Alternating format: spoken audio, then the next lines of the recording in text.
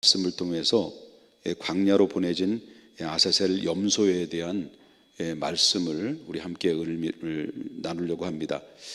여러분이 알다시피 구약의 말씀과 신약의 말씀은 연결이 되어 있죠. 그래서 따로따로가 없는 거죠. 그래서 구약에 이야기하는 모든 말씀들은 신약에서 성취되는 그런 놀라운 역사를 통해서 이루어지게 되는데요. 하나님께서 구약의 수많은 선지자들을 통해서 보내서 훗날에 인류를 구원할 하나님의 계획을 알려주셨고, 그 수많은 선지자들을 통해서 입을 통해서 전해주는 그 말씀을 그대로 신약에 와서는 세례 요한을 통해서 이루기 시작하면서 하나씩 하나씩 그 구약에 이야기했던 말씀들을 예수님이 실천하고 또 성취해 나가는 그런 가운데 있다가 종국에는 십자가에서 우리 모든 하나님의 구원의 계획을 예수님의 몸으로 완성하여 주시고, 이제는 그 예수 그리스도의 십자가의 대속에 피 흘려 죽으심으로 말미암아 인류에게 엄청난 미치는 영향력을 예수 그리스도의 양 어깨에 짊어지고, 그리고 예수님은 희생의 대가를 치러줌으로 이제는 모든 백성들에게 믿음으로 말미암아 구원을 얻을 수 있는 기회를 열어주신 것이 하나님의 계획과 하나님의 성취였다는 것을 봅니다. 이 뜻을 누굴 통해서 이루어지냐면 하나님은 예수 그리스도를 통해서 이 모든 일들을 이루어 가셨다라고 하는 거죠. 그렇기 때문에 구약에 나오는 말씀은 전부 다 어떤 말씀이냐면 신약에 오실 예수 그리스도의 모형과 그림자로 비춰주고 있는 말씀들이라고 하는 거죠. 그래서 구약은 모형과 그림자라고 말한다면 신약은 실체이신 예수님이 구약에 이야기했던 말씀들을 다 성취한 사건들로 기록되어 있다는 것을 보게 된다는 거죠. 자, 오늘 본문에 들어가게 되면 예수님의 십자가의 그 의미와 예수님이 당하신 고난과 오늘 아사셀이라는 염소에 관련된 부분은 어떤 연관이 있는가라고 이제 제가 이 말씀을 통해서 함께 여러분들과 나누려고 하는데요. 구약 시대를 보게 되면 이스라엘 민족에는 매년 10월이 되게 되면은 바로 대속죄일이라는 있습니다. 대속죄일. 그건 거국적인, 소위 말한다면 그 엄청난 절기다라고 할 수가 있는 것인데요.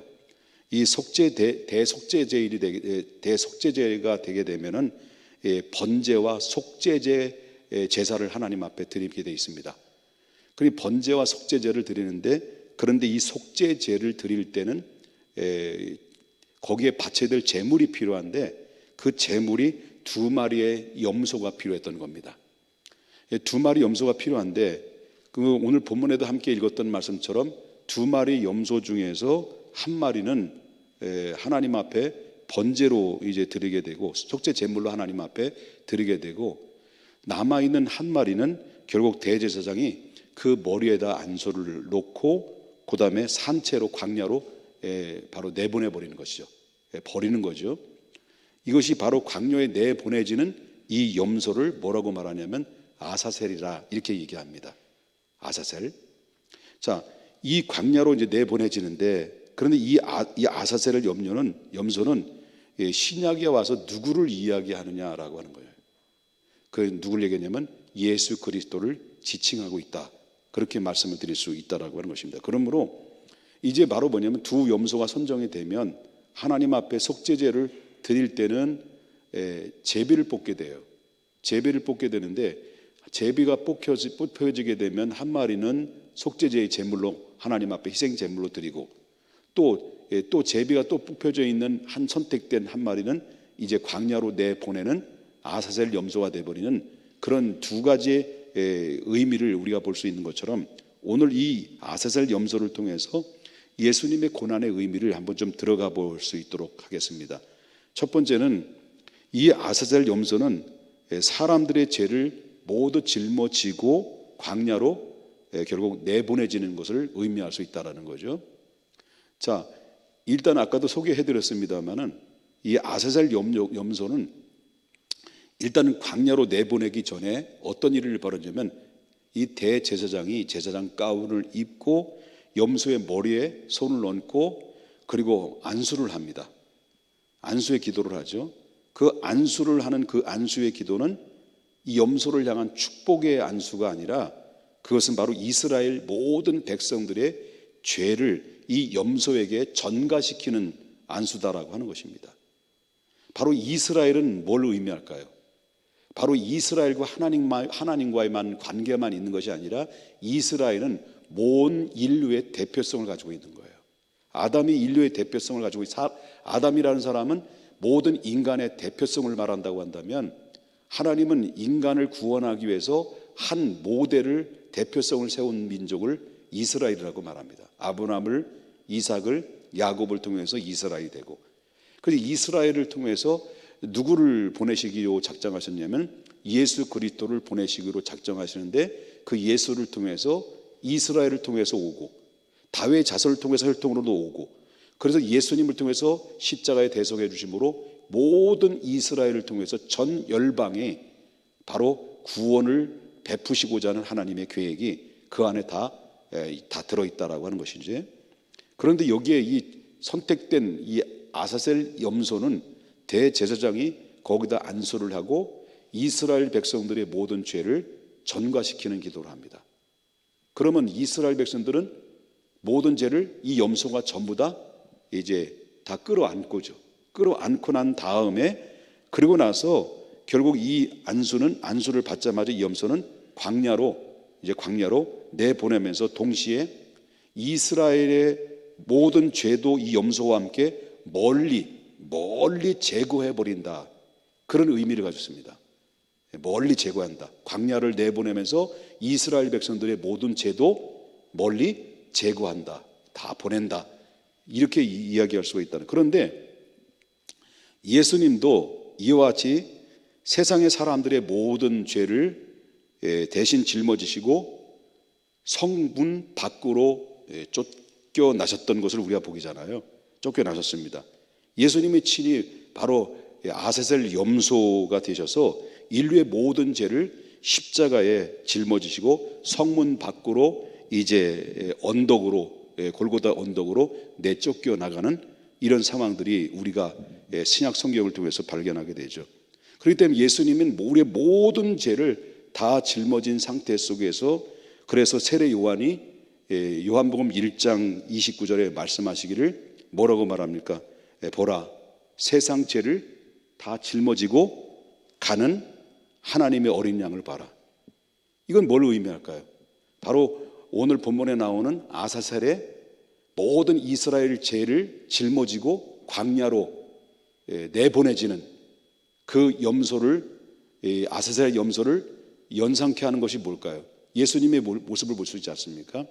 예수님은 모든 세상의 죄를 짊어지고 성 밖으로 쫓겨나서 골고다의 언덕까지 이제 내몰리는 그런 상황 속에서 있었다라는 것을 보게 되는데, 이 사실을 바로 뭐냐면, 이렇게 하신 모든 것들을, 모든 인류의 죄를 그분에게 다 떠넘기고 예수님은 그것을 이루기 위해서 한 발 한 발자국 또 한 발자국 골고다 언덕을, 십자가를 지고 올라가시는 이런 광경들은 구약의 아사셀 염소를 보면서 우리의 공통적인 면모를 우리가 발견할 수가 있다라고 하는 것입니다. 이해되시면 아멘 합시다. 그래서 이 사실을 믿는 자마다 바로 뭐냐면 제한적으로 구원을 받는다라는 겁니다. 아무나 구원받는 것이 아니라 바로 이 사실을 믿을 때, 내 모든 죄를, 예수님은 인류의 모든 죄를 포함하여 나의 죄 또한 예수님은 나의 죄를 짊어지시고 십자가의 골고다의 언덕에 올라가셔서 많은 사람들에게 버림을 받고, 그리고 하나님께로부터도 외면당하며 결국 버림을 받는 이런 단계 속에서 있었던 이유에는, 그것은 바로 나를 구원하기 위한 대속의 은총이었기 때문에 가능했다라고 하는 사실을 믿을 때, 믿지 않는 자가 아니라 믿는 자에게 제한적인 구원의 은총이 임하게 되는 것이다라고 하는 것입니다. 이해되시면 아멘 합시다. 그 다음에 두 번째는 바로 아사셀 염소는 광야에서 모진 고난을 받게 돼요. 이제 내몰려요. 이제 대제사장이 안수하며 모든 백성들의 죄를 전가하는 안수를 해줘.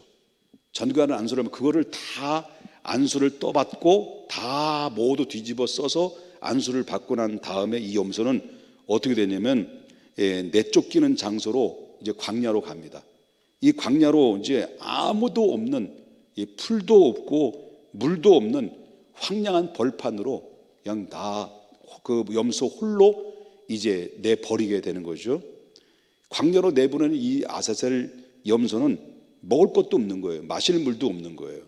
마실 물도 없고 여기저기 이렇게 찾아다니다 보니까 바로 헤매다가 걸겁니다. 거친 들판을 막 함하고 이 광야에서 먹을 것도 풀도 얻지 못한 상태 속에서 헤매고 있다가 결국 어떻습니까? 거기에는 결국 이 광야에서 여기저기 떠놀다가 헤매다가 결국 배가 고파서 지칠 대로 완전히 지쳐서 결국 기운이 다 빠져서 서서히 죽어가는 그런 모습으로 결국 아사셀 염소는 광야에서 그렇게 죽어가죠. 여러분, 예수님도 이와 같았다라는 거죠. 골고다 언덕에 십자가에 짊어지고 올라가시는데 바로 십자가 위에서 이제 짊어지고 올라가시는 그 과정도 힘드셨지만 십자가에 못 박힌 상태 속에서 예수님은 6시간 동안 그 십자가에서 매달렸었던 거죠. 매달리면서 거기에서 끝내 그 위에서 예수님은 피와 물을 다 쏟기까지 다 쏟아서 이제 기운이 다 빠질 대로 빠진 상태 속에서 결국 예수님께서는 엘리 엘리 라마 사막다니, 나의 하나님 나의 하나님 어찌하여 나를 버리시나이까라고 하는 시편 22편의 말씀을 그대로 재현하는 예수님의 외침의 소리. 그러고 나서 예수님께서는 이런 기도를 하셨죠. 마지막에 데텔레스타이, 다 이루었다. 하나님이 뜻이 정하신 그 뜻을, 인류를 향한 하나님의 구원의 계획을 나를 통해서 다 이루셨다.